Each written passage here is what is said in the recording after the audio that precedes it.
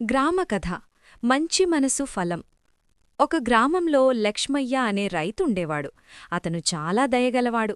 ఎవరికైనా సహాయం కావాలంటే వెంటనే ముందుకొచ్చేవాడు. ఒకరోజు వర్షం బాగా పడుతోంది. లక్ష్మయ్య ఇంటికి వెళ్తుండగా రోడ్డు పక్కన ఒక వృద్ధుడు వణుకుతూ కూర్చుని కనిపించాడు. లక్ష్మయ్య వెంటనే తన గొడుగిచ్చి ఇంటికి తీసుకెళ్లి భోజనం పెట్టాడు. ఆ వృద్ధుడు ధన్యవాదాలు చెప్పి వెళ్ళిపోయాడు. కొన్ని రోజుల తర్వాత గ్రామంలో పెద్ద వరదొచ్చింది. చాలామంది రైతుల పంటలు నాశనమయ్యాయి. కాని ఆశ్చర్యంగా లక్ష్మయ్య పొలం మాత్రం సురక్షితంగా ఉంది. గ్రామ పెద్దలు చెప్పారు, ఆ రోజు సహాయం చేసిన వృద్ధుడు నిజానికి రాజు పంపిన అధికారి.